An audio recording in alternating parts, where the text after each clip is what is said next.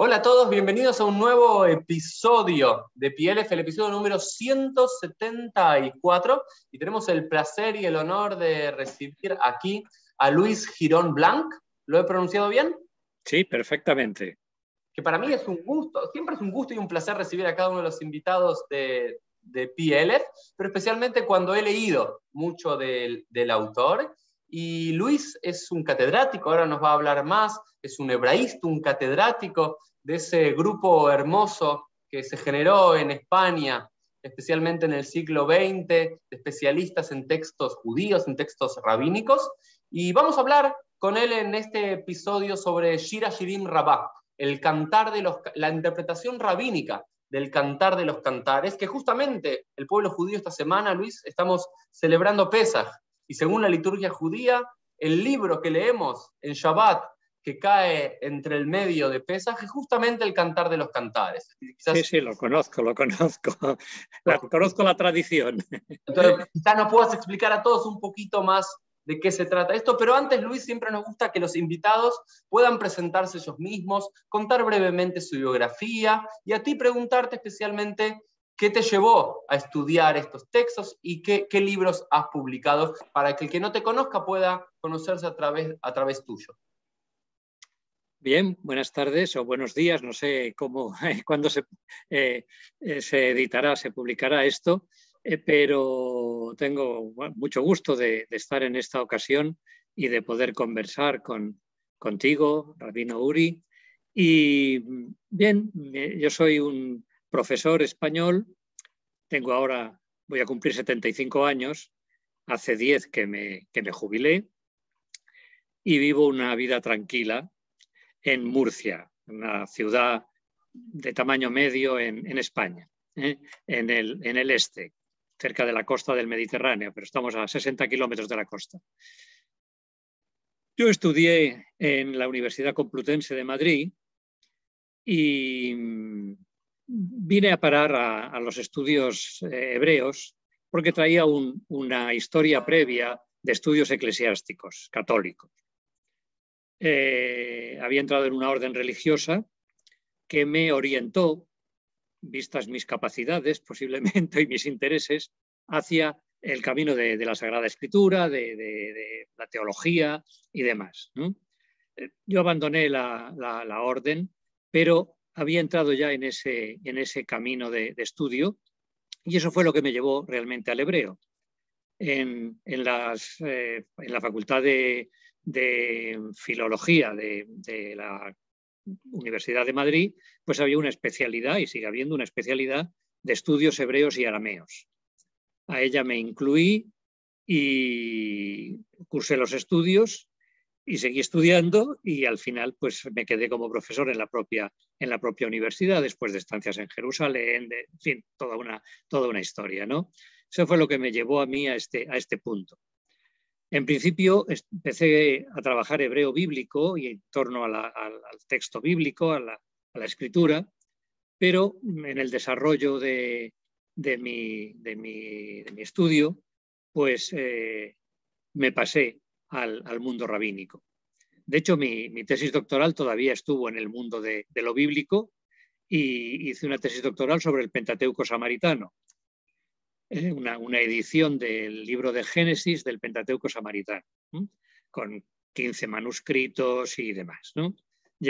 Fue un trabajo arduo, pero muy interesante. Y llegué a una conclusión.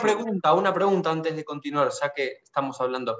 ¿Los samaritanos son los que tienen un hexateuco? ¿Que tienen que el libro de Yoshua, el libro de Josué, está incluido en su Pentateuco, lo que sería? El Sefer Yoshua se incluye, pero se incluye dentro de un planteamiento también de histórico. Ellos siguen hablando del Pentateuco, de los 5 libros, fundamentalmente, ¿no? Y ese fue el terreno en el que yo me moví, ¿no? Porque el libro de Josué ha tenido toda una serie de recensiones posteriores, está como una crónica, etcétera, que se incluye, pero sin quitarle la preeminencia al Pentateuco, ¿no? A los 5 libros de Moisés. Entonces, bueno, ese fue mi trabajo muy curioso, porque llegué a la conclusión de que no merecía la pena seguir adelante con otros libros del Pentateuco, ¿no? Porque las diferencias, de hecho el texto ya estaba editado, un texto común, digamos, y las diferencias de los manuscritos y de las recensiones eran pequeñísimas, siempre en la misma línea, unas cosas sin mayor importancia, ¿no? De forma que, bueno, es un trabajo de investigación que tuvo el final de decir no merece la pena seguir en esta investigación, ¿no? Lo hecho está, es interesante, está bien, pero no merece la pena, ¿no? Luego ha habido ediciones completas del Pentateuco samaritano muy importantes hechas en Israel en los años 80 del siglo pasado, sobre todo la que realizó Abraham Tal, que era profesor en Tel Aviv, y que al final decidió hacerla sobre un solo manuscrito, porque realmente las diferencias entre los manuscritos no merecían... Tu conclusión era correcta, entonces. Creo que mi conclusión era correcta. Muchas veces en la investigación el llegar a una conclusión negativa no se valora, ¿no? No ha aportado nada, ¿no? Bueno, he aportado o he colaborado en la aportación de una idea que otros también, a la que también han llegado otros y que ha llevado a este hecho, ¿no? De que la edición fundamental del Pentateuco samaritano, la de Abraham Tal, pues es sobre un manuscrito y no entra en otras disquisiciones porque no merece la pena realmente, ¿no? Las diferencias no son. Y sobre todo en los puntos en que el Pentateuco samaritano difiere del Pentateuco o de la Biblia masorética, ¿no? De la de los masoretas, pues son contados y todos coinciden. Ahí no hay ninguna diferencia, ¿no? Todos tienen esas mismas pequeñas diferencias que caracterizan al Pentateuco samaritano. Para quien nos está escuchando y no conoce el término, cuando hablamos de Pentateuco masorético, es lo que es la Torá, el Sefer Torá que tenemos en el pueblo judío, digamos, en nuestras sinagogas normalmente, ¿no? Sí, porque efectivamente hay que aclararlo. Bueno, un pequeño, yo voy a servir aquí en esta conversación, Luis, para bajar a tierra quizás algunos conceptos. Entonces, después de estudiar el Pentateuco samaritano, Génesis, pasamos al mundo rabínico.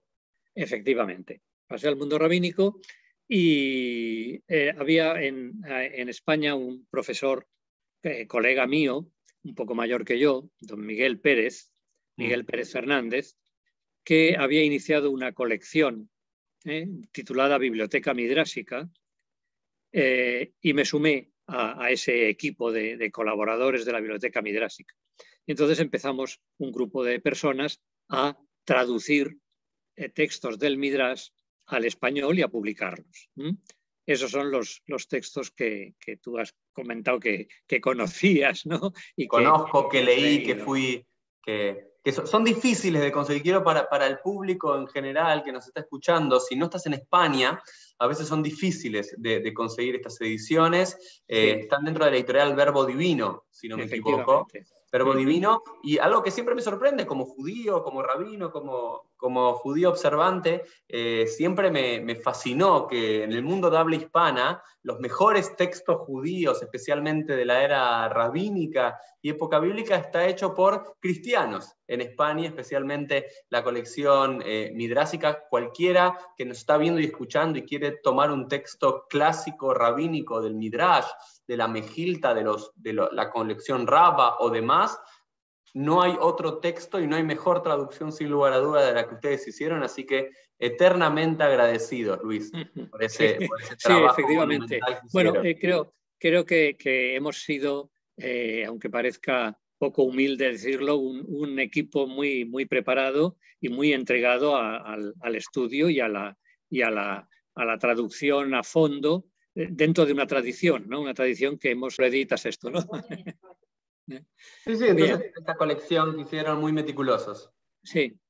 Entonces, un equipo de varias personas que se dedicaron seriamente a esto, ya digo, profundizando en la tradición judía para poder hacerlo realmente bien, ¿no? Y aprendiendo del mismo hecho de las traducciones, ¿no? Mi maestro me decía que yo había escogido dentro del grupo lo más difícil, ¿no? Lo más difícil, que es precisamente el mundo rabínico en cuanto a la traducción, a la comprensión, por esa realidad que encontramos que aunque en el Midrash es más sencilla, pero sobre todo en los textos de Mishnah y de Talmud, se oculta más de lo que se dice o se supone más de lo que se dice, ¿no? Se dicen unas cosas, pero en cada frase hay tal cantidad de supuestos. Sí, por lo cual cuando hablamos de estos trabajos que hicieron ustedes, y ahora vamos a ahondar, el tema de la fecha tiene que ver con Shira Shirim, para aprender algo y celebrar un poco más Pesaj. Estas traducciones que hacen no son simples traducciones, son trabajos de comprensión del texto, de reestructuración, por aparte es un texto críptico, donde hay pocas palabras y se dice mucho, y donde hay, quien está familiarizado con el mundo rabínico, hay alusiones constantemente. Cada palabra es una apertura a una alusión, a un versículo bíblico, una historia, y también las notas al pie, ¿no es cierto? Las notas al pie, los comentarios, las introducciones, la verdad que nos suman un valor maravilloso. No es simplemente leerlo del original o de una traducción. Leerlo en español con estas traducciones tiene mucho juego. Pero vamos al texto en sí. El Cantar de los Cantares, Shira Shirim, uno de los 24 libros de el Tanaj, de la Biblia hebrea, quizás, sin lugar a dudas, uno de los más polémicos. Todos conocemos, o seguramente los que nos están escuchando, muchos conocen una famosa discusión en la Mishnah si era sagrado o no era sagrado, si impurificaba las manos o no impurificaba las manos. Si este texto, que en realidad al parecer habla del amor, de un poema amoroso, erótico, entre un hombre y una mujer, realmente merecía estar dentro del Tanaj, dentro del texto bíblico. Antes de entrar en el rabá, en la interpretación, ¿qué nos podrías decir para sumar al quien no sabe cómo definirías el Cantar de los Cantares, Luis? El libro bíblico. El libro, antes de pasar a la interpretación rabínica, el libro bíblico, sí. ¿qué puntos tenemos que tomar en cuenta de cuándo se escribió, con qué fin quizás se escribió, cuál es el tema principal? Bueno, lo primero es la tradición, pues puedes pasar. La tradición que me resulta muy difícil apartarme precisamente de la interpretación rabínica, porque es la que yo he trabajado más, ¿no? Pero la idea de que es un libro compuesto por Salomón, ¿no? Esa es la idea básica. Y aunque parece bastante evidente que el texto difícilmente puede ser de la época de Salomón, el texto bíblico, ¿no? Pero no deja de tener la intención de parecer. En muchos aspectos el texto intenta ser arcaico, intenta ser anterior al hebreo de épocas posteriores y demás, ¿no? En ese sentido, es muy difícil la datación, ¿no? Porque se mezclan los conceptos. Sí, la realidad del propio lenguaje puede datarlo en un momento, pero la intención del propio autor o de los recensionistas de hacerlo aparecer como más antiguo, como de época de Salomón, pues complica, digamos, el encontrar una datación más exacta, ¿no?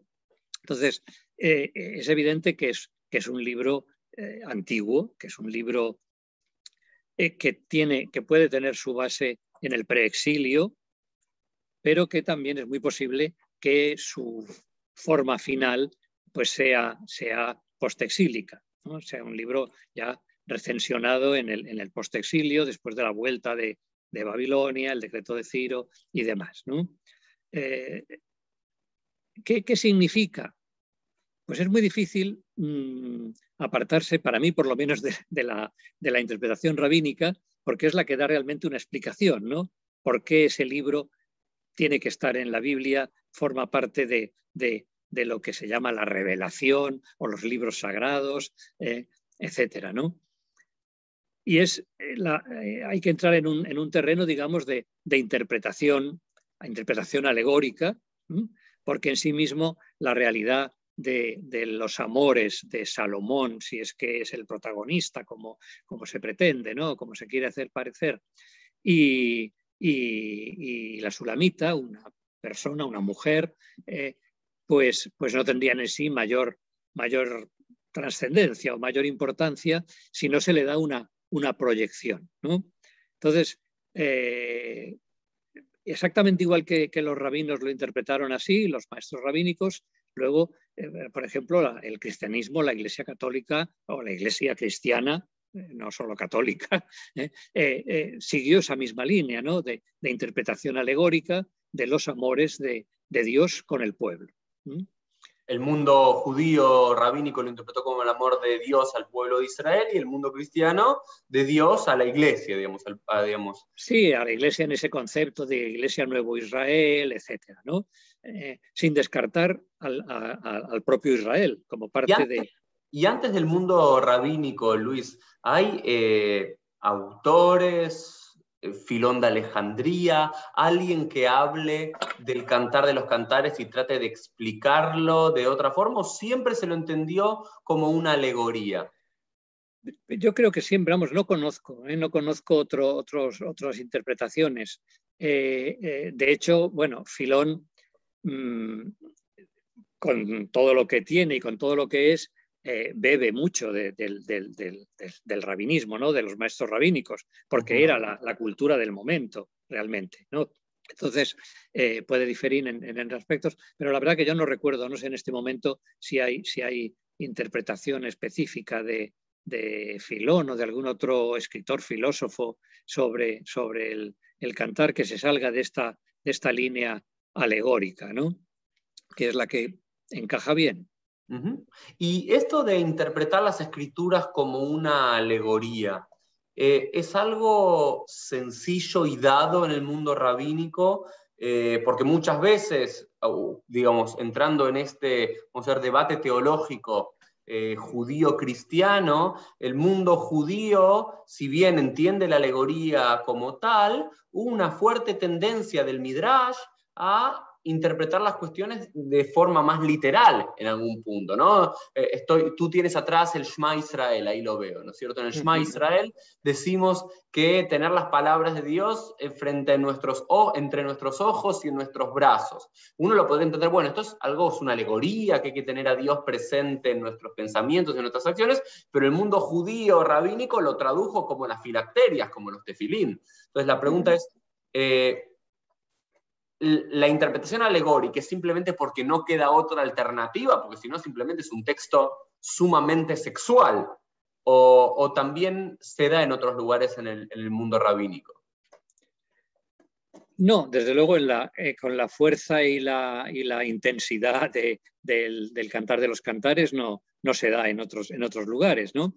Es que realmente yo pienso que no hay otra forma, si se le quiere dar una razón de ser, ¿no?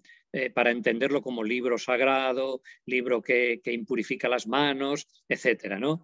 Lo que muchas veces se llama como medio de revelación, ¿no? Es decir, ¿qué se está revelando ahí? Es la gran pregunta, ¿no? Y historias de amor también alegóricas hay otras en la Biblia, ¿no? Muchas, tipo casi como parábolas o como ejemplos, ¿no? En Ezequiel, en Isaías, ¿no? La propia historia de Oseas tiene unos componentes eróticos también del amor a su esposa, a la que él saca de la prostitución, la gran discusión si es una prostitución al uso, diríamos, o es una prostitución sagrada de la que se ejercía en algunos lugares de los paganos o el culto a Baal y demás, ¿no? Es decir, que también ahí hay esas interpretaciones que tienen un cierto carácter alegórico para sacar provecho de ello, ¿no? Pero que siempre se llevan al mismo punto. Es decir, es Dios e Israel. Es Dios e Israel. Tanto en la historia en Ezequiel, ¿no? El capítulo 16 me parece que es, ¿no? De las dos hermanas, como la propia historia de Oseas, ¿no? Pues acaba saliendo la misma idea del amor de Dios a Israel frente a la infidelidad de Israel, que luego en la Biblia va a aparecer en otros muchos aspectos, ¿no? Aparece en los aspectos puramente históricos, ¿no? Cuando unos reyes u otros pues se rodean y siguen los cultos a Baal, o cuando hay esas polémicas sobre el tema, pero acaba saliendo a flote siempre la misericordia y el amor perpetuo, con amor eterno te he amado, ¿no? Te llevaré al desierto y allí te seduciré, etcétera, pero siempre con esa contraposición, diríamos, ¿no? Entre el amor de Dios y la infidelidad recurrente, con arrepentimiento, con vuelta atrás, etcétera, ¿no? Claro, uno ve, ¿no? El lector del Tanaj, de la Biblia, uno ve en Osea y el Eshet Senunim, la mujer de la prostitución, o el Verastijli Leolam, te desposaré para siempre y demás, y uno claramente, el primer lector, uno lo puede ver casi como una metáfora, ¿no? Como una metáfora de este amor o digamos, esta teología de que el matrimonio es único, ¿no? Porque la poligamia se permite para los hombres en la época bíblica, no para Dios y el pueblo de Israel. Dios y el pueblo de Israel es un amor único, ¿no? También es interesante. Una gran exclusividad, una gran exclusividad. Exclusividad absoluta, porque si uno pensaría, ok, si la poligamia está permitida en el mundo bíblico, pero la relación en realidad es entre Dios, que es el hombre, y el pueblo de Israel sería la mujer, porque la mujer no le está permitida la poligamia. Entonces, en esta relación de amor, cuando el pueblo de Israel se desvía por el camino, ¿no? La metáfora es la prostitución. Una mujer que se desvió del camino y se estuvo con otro hombre, con otro Dios, ¿no? En esta metáfora, entrando un poquito más al Shir HaShirim Rabbah, Dios siempre es el hombre y la mujer es el pueblo de Israel, entre la Shulamita y Shlomo.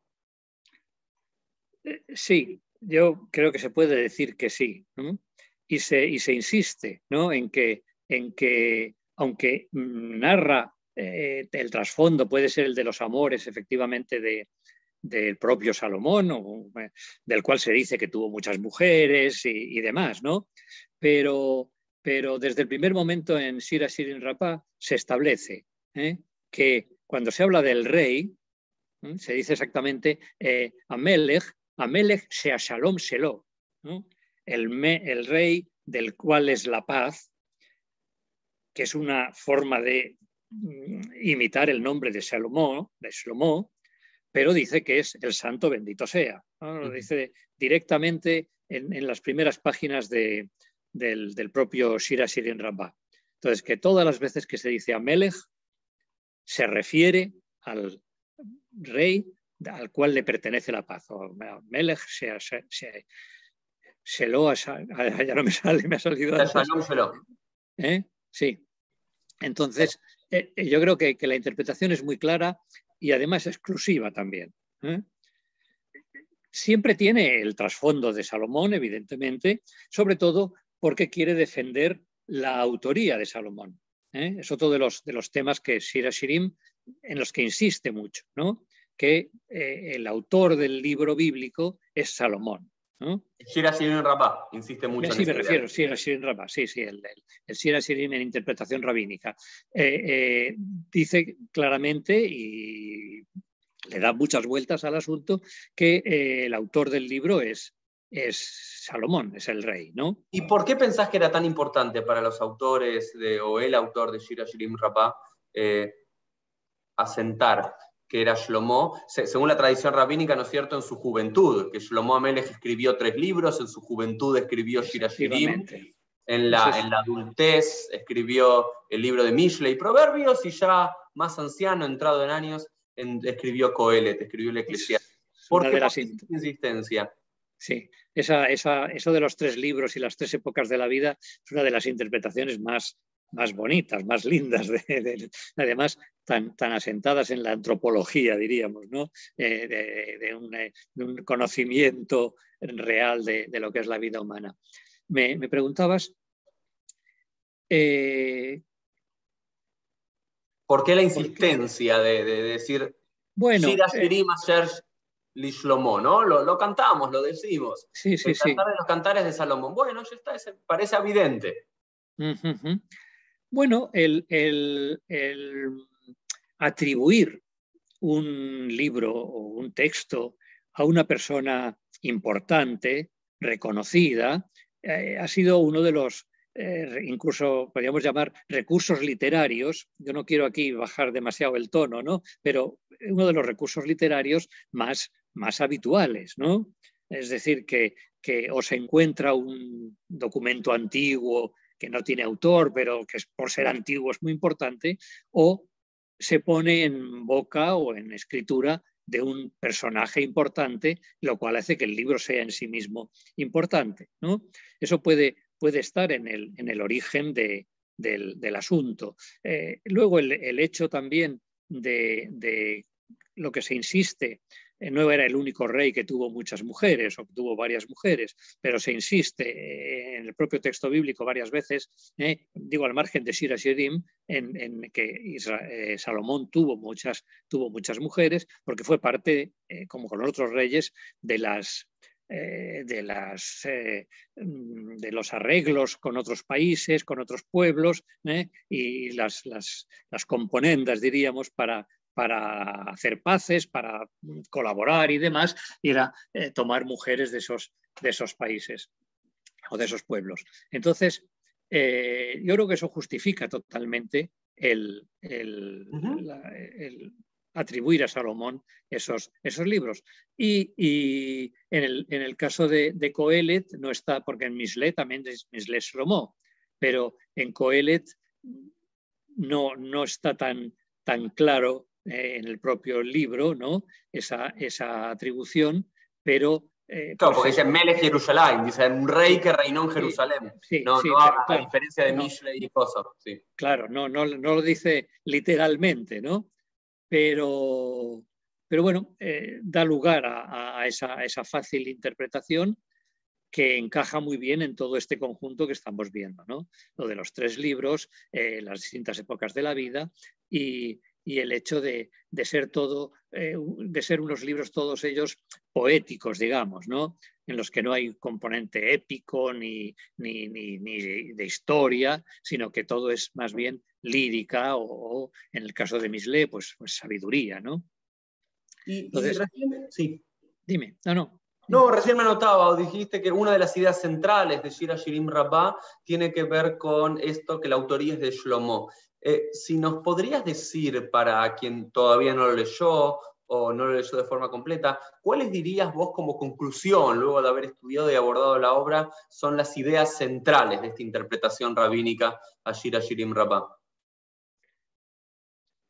Bueno, yo creo que el Shir HaShirim Rabbah recoge y compila textos y interpretaciones que están repartidas por otros muchos libros rabínicos, ¿no? Otras muchas obras rabínicas, otros midrashim, y que aparecen en el propio Talmud, a veces incluso algunas veces en Mishnah.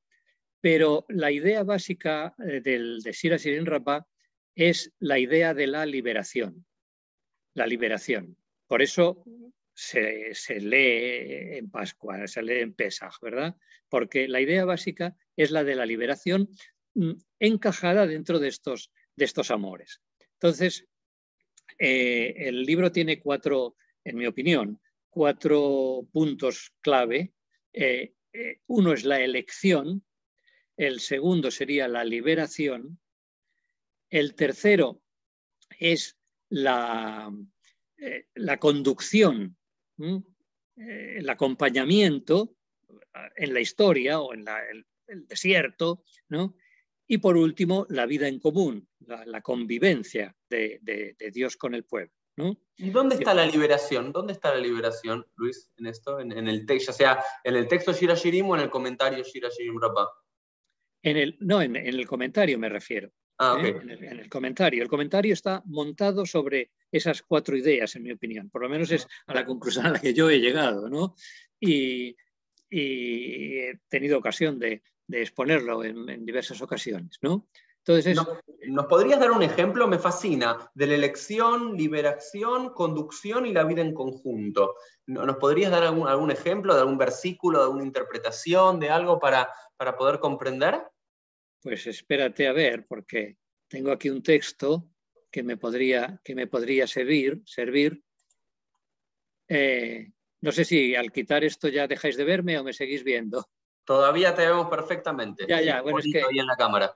he traído un texto aquí a mi pantalla para leer, porque si no lo leo no puedo acordarme de ello, ¿no? Mira, la elección empieza quizá en el capítulo 2, donde dice en el verso 1 del capítulo 2 de Shir Hashirim, soy flor silvestre, lirio del valle. ¿No? Esto lo aplica el Midrash a la Asamblea de Israel. Y dice la Asamblea de Israel, esa soy yo soy amada, yo soy la que el Santo bendito sea escoge por compañera antes que a las 70 naciones. Y otra interpretación, yo soy amada porque quedé oculta a la sombra de los egipcios y por poco tiempo me concentró el Santo bendito sea. Y destilé buenas obras entonando una canción. Como está escrito, tendréis canción como en la noche en que celebrasteis la fiesta de la Pascua. Y dice la Asamblea de Israel, cuando fijas tus ojos en mí, es decir, cuando me eliges o cuando me miras, yo destilo buenas obras como un lirio y entono una canción ante ti. La elección supone siempre un enamoramiento, ¿no? En esta línea y esa es otra de los leitmotiv o de las líneas que se pueden seguir, ¿no? El enamoramiento que hace que se vea al ser amado como lo mejor que hay y distinto que todos los demás, ¿no? Sobre todo en la relación con uno mismo.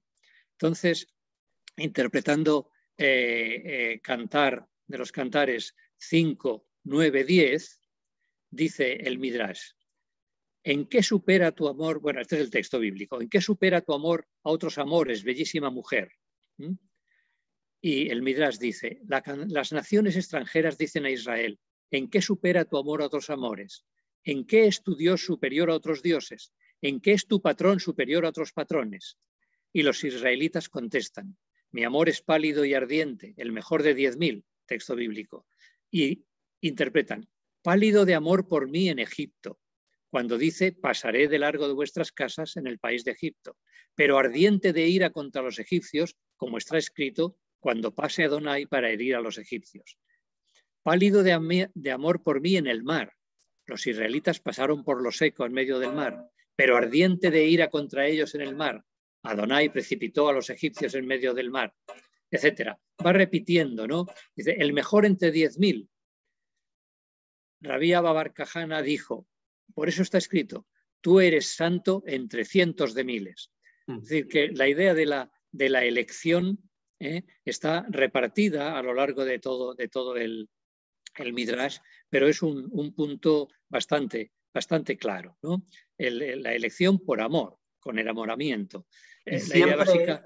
Una pregunta, entonces estamos en estos 4 puntos que vamos a repasar ahora. Esta elección, la Bejirá, ¿no es cierto? Que también es uno de los postulados teológicos más importantes del pueblo judío, el Am Segulá, ¿no? El pueblo elegido, pueblo seleccionado. ¿La elección siempre es, según el Midrash, de Dios hacia el pueblo de Israel? ¿O también hay una elección del pueblo de Israel a Dios? No, va en las dos direcciones, porque en el propio texto bíblico las mismas afirmaciones o del mismo tono que hace el varón, los hace también la mujer, lo hace también la novia, ¿no?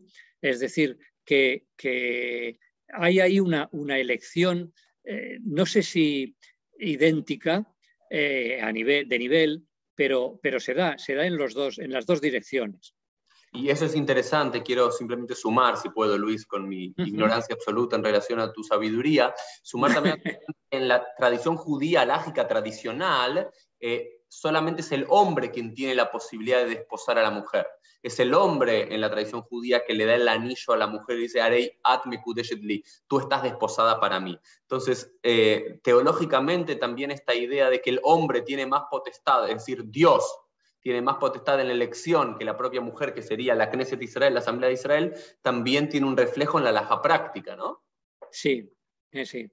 Por una parte está en el capítulo 5 aquello de ¿en qué supera tu amor a otros amores, bellísima mujer. Mando de Es decir, que le preguntan se pregunta a la mujer por qué su amor es mejor que otros amores posibles, ¿no? Entonces tenemos la elección como punto número, vamos a la liberación, si podemos, ahora que es el tema de Pesaj, ¿no? Sí, la liberación es el segundo punto, diríamos. Diríamos que de alguna manera, tras el flechazo del enamoramiento, que supone la elección, ¿no? El amor a primera vista incluso, viene la dura lucha por conseguir efectivamente el amor, ¿no? Que el amor ha de demostrarse pues, en una toma de partido significativa y sin precedente por parte de los dos amantes. Y en la historia de Israel está claro que ese amor o ese momento es la liberación de la esclavitud de Egipto. Entonces, en el texto se encuentra esto bastante bien reflejado, ¿no? Hay un pasaje difícil, pero interesante, que es en Cantar 1.9, que dice: a una yegua entre los carros de Faraón yo te comparo. Hay una explicación en el Cantar en que Rabí Papus dice, está escrito de forma que no hay que leer una yegua, sino yo me alegré.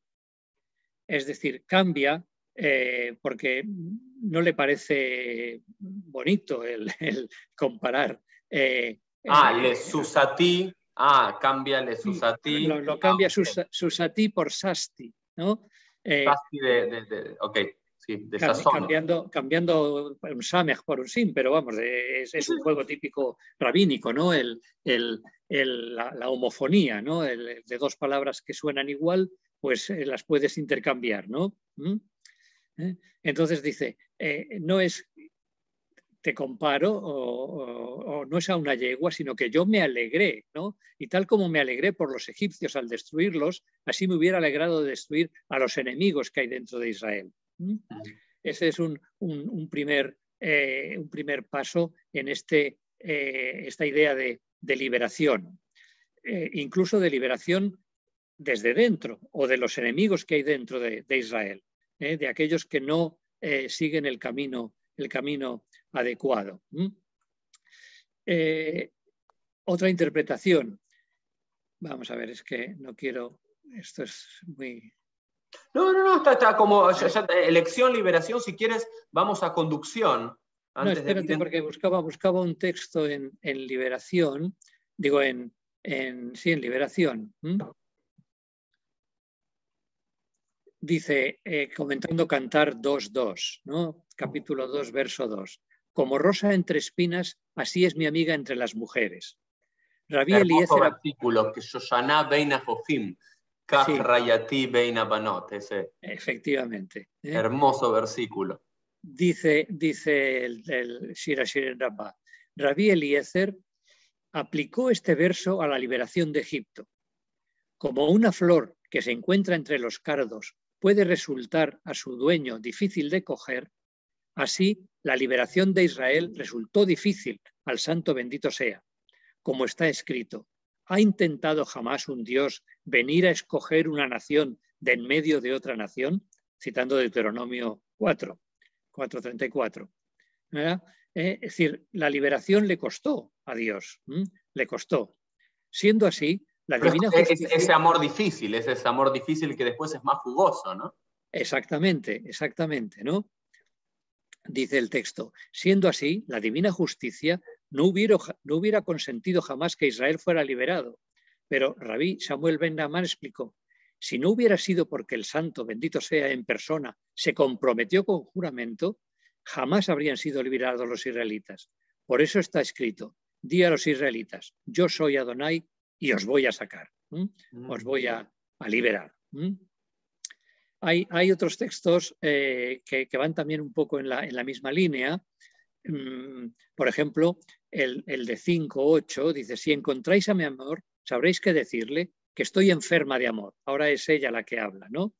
Como una enferma suspira por el médico, así la generación de Egipto suspiraba por la liberación.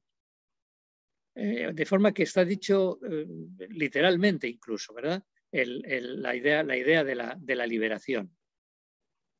Sí, si quieres podemos pasar podemos pasar a conducción, pero lo interesante de este segundo punto que tú encuentras, Luis, antes de pasar, si te parece, es que el minhag, la tradición rabínica, que no sé a qué siglo se remonta, hacia el siglo IV, V, VI, VII de la época de los Geonim, no sé exactamente, de leer Shir HaShirim en Pesach, tiene que ver por esta abundancia de interpretaciones de Dios liberando al pueblo de Israel de Egipto en el propio Shir HaShirim Rabbah. Sí, yo creo que sí. Yo creo que ahí está el origen de esa tradición.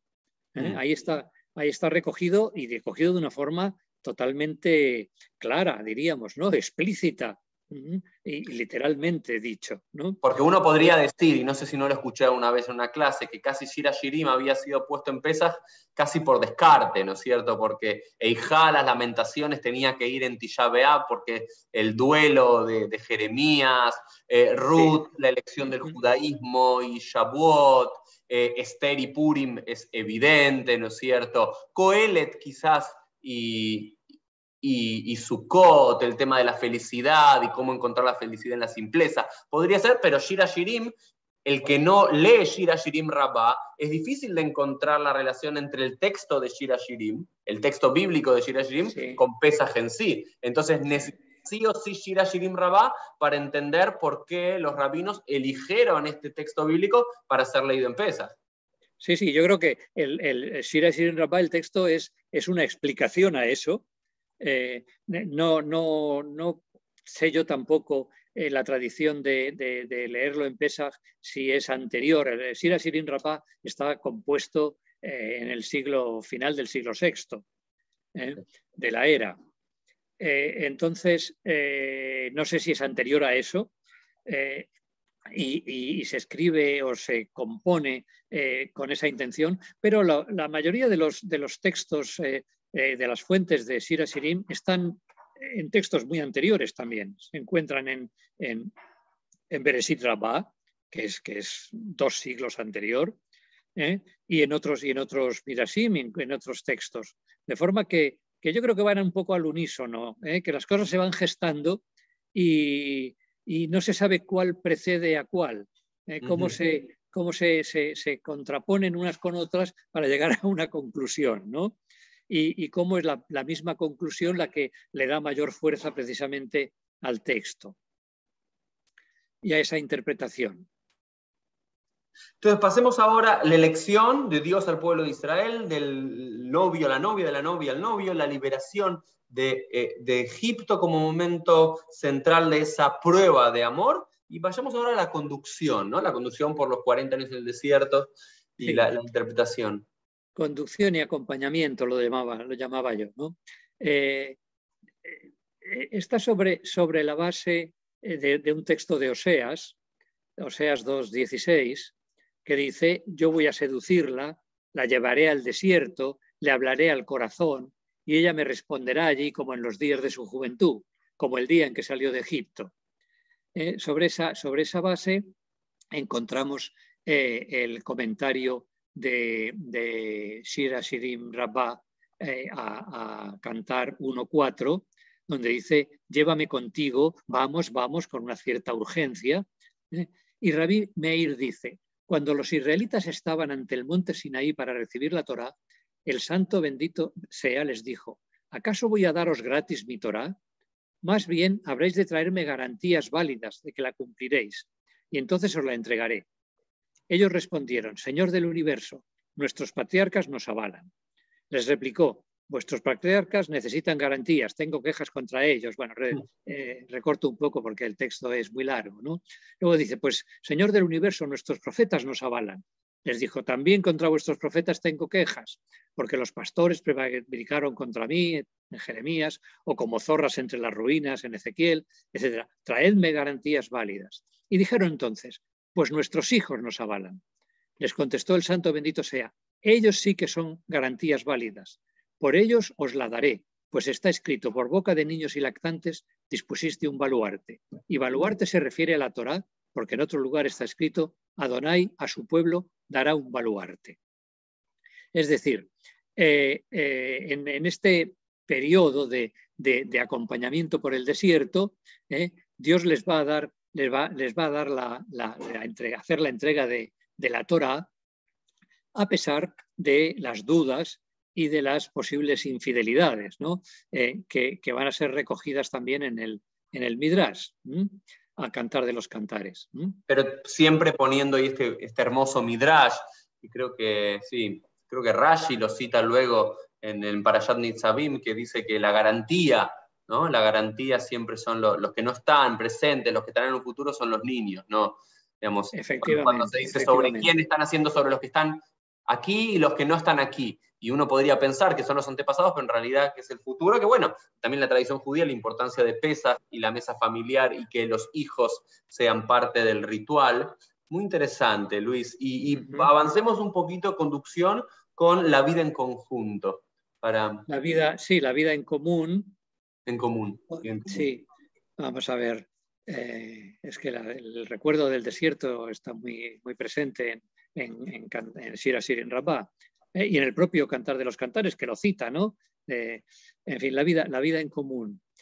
La idea de la cohabitación, en el más amplio sentido de la palabra, podríamos decir, va a estar también alegorizada en algunos versos muy escogidos, ¿no?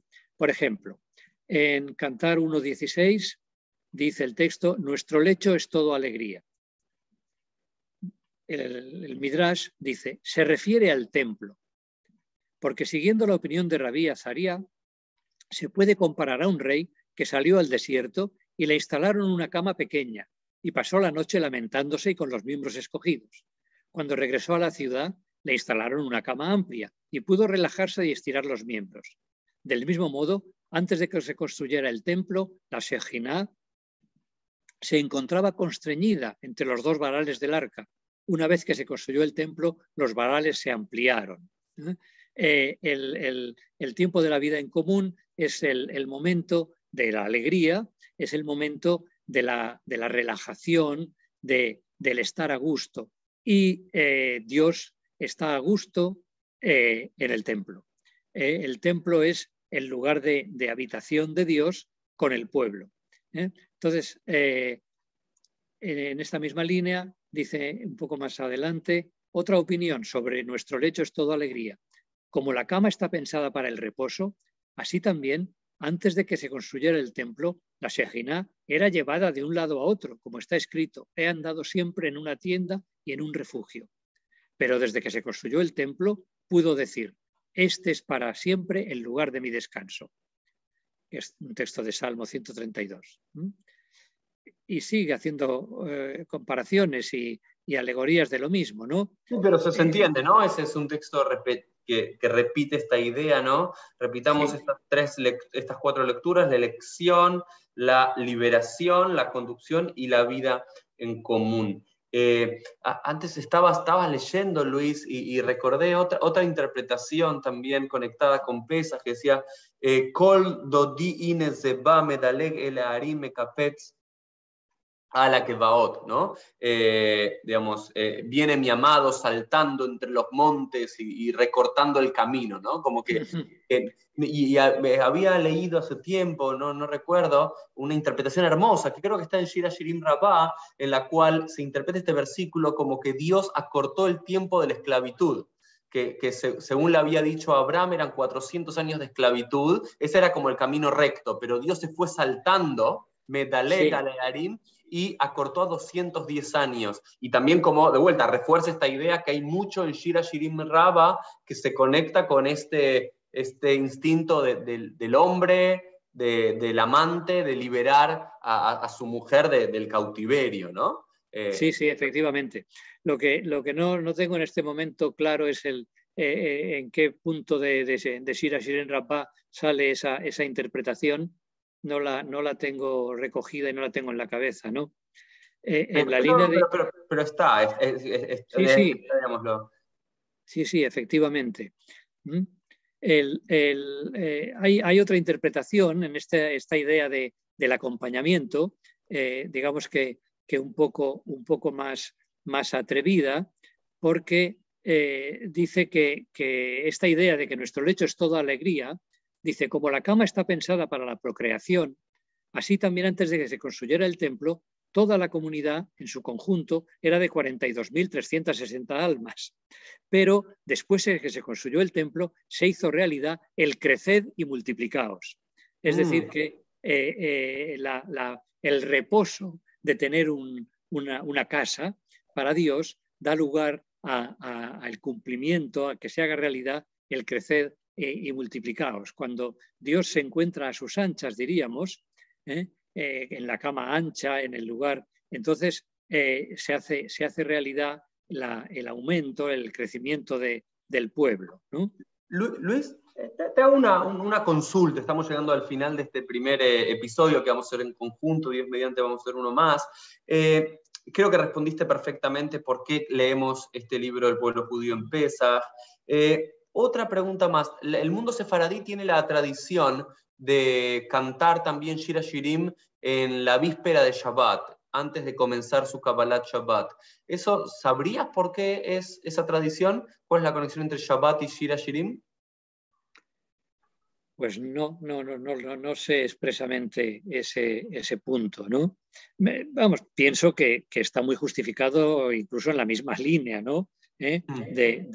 Porque en última instancia toda celebración de Israel, toda celebración del pueblo judío tiene en el fondo la perspectiva, ¿no? Y el trasfondo de la liberación de Egipto, del gran acto de elección por parte de Dios, pero no te sé decir otra explicación. Sí, incluso con lo que vos decís está resonando en mi cabeza, que cuando hacemos el Kiddush, la santificación del día a través del vino, recordamos Seher Lema'aseh Bereshit, el recuerdo de la creación en Shabbat, pero Seher Yetziat Mitzrayim, el recuerdo de la salida de Egipto. Entonces esta idea en Shabbat como punto culminante de la liberación de Egipto, también está presente y quizás sería la conexión de Shir HaShirim. Y una consulta más que siempre tengo, ¿no? Estamos hablando de una colección del Midrash del siglo VI, y vos acá pudiste de forma muy lúcida encontrar 4 ideas generales, vectores del texto, pero uno cuando se enfrenta a un Midrash, ¿no? Cuando uno abre, va y compra en hebrea Shir HaShirim Rabbah, Bereshit Rabbah, Vaikra Rabbah, o lo que fuese que uno va y compra, le es muy difícil al lector saber si hay una filosofía, si hay un pensamiento, si hay una línea del autor que puso todos estos midrashim en conjunto. Muchas veces parece ser un rejunte, ¿no? Digamos, todo lo que los rabinos comentaron alguna vez de un versículo bíblico lo tiro en un libro y después lo editamos un poco y lo ponemos. ¿Cómo es como académico? ¿Cuál es tu lectura y tu interpretación? ¿Es realmente estas colecciones de midrash son simplemente un receptáculo de todo lo que el autor recordaba que había alguna vez en un texto rabínico o de forma oral sobre ese versículo, o hay lo que podríamos llamar una línea editorial? No, yo creo que hay claramente una línea editorial. Pues sucede que el material midrásico lo dividimos básicamente en dos partes, diríamos, ¿no? en dos grandes grupos. Aquel material que se llama tradicionalmente homilético, y el material exegético. Bueno, esa es una denominación que a mí no me hace feliz, no me gusta, porque realmente exégesis es todo. Exégesis, interpretación es todo, ¿no?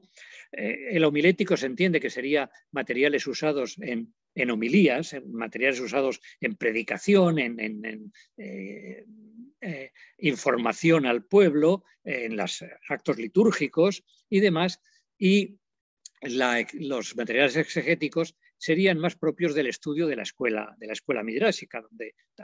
Yo me sumé a una interpretación que otros habían hecho antes, y es hablar de midrashim o textos sinagogales y textos escolares, no homiléticos y exegéticos, sobre la idea de que todo es exegético, porque en todo acto se hace exégesis, se hace interpretación, pero buscando un poco, digamos, el lugar donde tendrían lugar, el punto en el que tendría lugar ese tipo de textos, ¿no?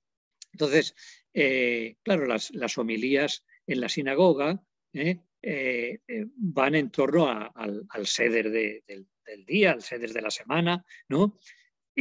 Pero puesto que hay una haftará que se lee también y que tiene relación o no, muchas veces no es tan fácil encontrar la relación, ¿no?, de la Haftará con el texto de Torá, pero la mayoría de las homilías suelen tener una introducción, ¿no? Se suele llamar proemio, ptijá, en realidad en hebreo, ¿no? Ptijá, una introducción que muchas veces recurre a textos de otros libros que no son ni Torá ni ni profetas, ni Haftará, ni Nevi'im, ¿no?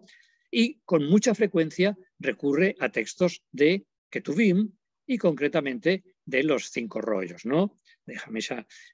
Entonces, en el texto de los Midrashim se puede perfectamente distinguir si el texto es más de tipo sinagogal, en el que hay una prédica, digamos, ¿no? Presentar un texto de un libro y luego buscarle la forma de relacionarlo con el texto del Seder. Y puesto que el calendario litúrgico, digamos, ¿no?, de lecturas de la Torá está bastante claro y establecido desde muy antiguo, tanto en el doble ciclo o el bianual, ¿no?, o el trienal, ¿no?, el de los 2 años o el de los 3 años, pero en cualquier caso Perdón, no, ahí me perdí algo, Luis. Tenía entendido que era en la tierra de Israel, el minag, la costumbre de la tierra de Israel, eran más o menos la sidra entre 3 años y 3 años y medio, entre 154 y 170 y algo de sidrot, de ceder, pero en Babilonia que era de 1 año. ¿Había una tradición de 2 años? Creo que sí. Sí me estoy confundiendo o he mezclado ahora y he dicho 2 años y es solo uno, Okay. ¿no? No tengo idea de que hubiera 3 interpretaciones. Creo que Yo siempre supe que era 1 y 3. 1 y 3. Sí, bueno, pues estamos en eso mismo, 1 y 3, ¿no? Pero sobre todo en la de 3, que es la más extensa, se pueden encontrar perfectamente qué textos se leían, cómo se introducían con un texto. Y muchos de los textos que tenemos de Shir HaShirim Rabbah, la interpretación muestra que se utilizaba un texto de Cantar de los Cantares para luego venir a terminar en el Seder de la semana o del día que se estaba comentando, ¿no? Entonces, el Midrash no se compone desde aquí metemos todo lo que se puede, ¿no? Sino que están escogidos precisamente con esa idea, con esa línea. Y luego está el componente escolar. Entonces, claro, a veces hay una serie seguida de ejemplos que difícilmente se podrían hacer en una homilía, ¿no? Porque no vas a poner 5 ejemplos iguales. Otra interpretación, ¿no? Eso es digamos, un catálogo de posibles interpretaciones, incluso para uso de los predicadores, ¿no? Es decir, aquí hay varias posibilidades de interpretación, de pasar de un texto de Shir HaShirim a un texto del Seder del día, ¿no? Entonces, hay varias posibilidades de esa interpretación. Es como un catálogo, ¿no? Como una serie que te permite utilizar una o utilizar otra, ¿no? Se aplica a un maestro o a otro, a veces 2 o 3 a un mismo maestro, en el sentido de que dentro de esta idea de que todo texto tiene varias interpretaciones, 1000 caras, ¿verdad? Pues se puede interpretar de muchas maneras, a veces incluso de una y su contraria, si conviene, ¿no? Todo es cuestión de encontrarle el encaje con otro texto bíblico que lo justifique. Entonces yo no creo que los midrashim de los que estamos hablando sean un conjunto sin orden de textos, ¿no? Pero hay que buscar y hay que hacer esa tarea que tú hiciste, encontrar los lineamientos generales. Y solamente para terminar, porque se nos fue el tiempo de esta hora de encuentro, hablando y maravilloso y aprendiendo de ti, Luis, ¿algún versículo del Shir HaShirim o alguna interpretación de Shir HaShirim Rabbah, alguna idea, alguna metáfora, alguna alegoría que sean especialmente cercanas a tu corazón. Por ejemplo, uno de los versículos que a mí más me gusta es Maim Rabim lo yochlu lechabot et ahava, ¿no es cierto? Que muchas aguas no podrán apagar aquel fuego, ¿no? Las aguas no pueden apagar el fuego. Quizás para ti en todos estos años estudiando y trabajando esto es algún versículo, o quizás haya una homilía o una interpretación rabínica que sea especialmente cercana a tu corazón, Luis. Bueno, hay más de una, pero yo me quedaría con una que además en estos momentos que la humanidad tras pandemia o todavía en pandemia de una guerra nueva que sustituye a todas las anteriores, pero que significa un enfrentamiento tremendo, ¿no? entre dos civilizaciones y tal. A mí me motiva mucho el texto de Cantar 2.10. Cantar 2.10, varios versos ahí que dice, habla mi amor y me dice, levántate, amiga mía, hermosa mía, ven, que ya pasó el invierno, se fueron las lluvias, brotan flores, llega el tiempo de cantar y el arrullo de la tórtola ya se oye en nuestra tierra. Esta idea esperanzada de que el invierno, de que el reino de maldad, el propio Midrash lo interpreta, ¿no? Dice, ya pasó el invierno, se refiere al reino de maldad, que seduce al mundo y le engaña con sus mentiras. Se fueron las lluvias, se refiere a la opresión. Brotan flores, quiere decir que los vencedores aparecen en el país. Llega el tiempo de cantar, ha llegado la hora de que Israel sea liberado, la hora de desgajar a los incircuncisos, etc. Esta lectura esperanzada es la que, de alguna manera, diría yo, que sobre todo en estos momentos más me motiva, ¿no? Y más me gusta. Hermoso, Luis. Nada más que agradecerte aquí, desde lo que hacemos PLF, por este encuentro. Luis Girón Blanc, hablándonos de Shira Shirim Rabbah, del comentario rabínico al Cantar de los Cantares en esta semana de Pesaj. Para todo el mundo judío, Chag Sameach, para el mundo cristiano que nos escucha, felices Pascuas. Y nos vemos todos en un próximo episodio. Chau, chau. Chau, Luis.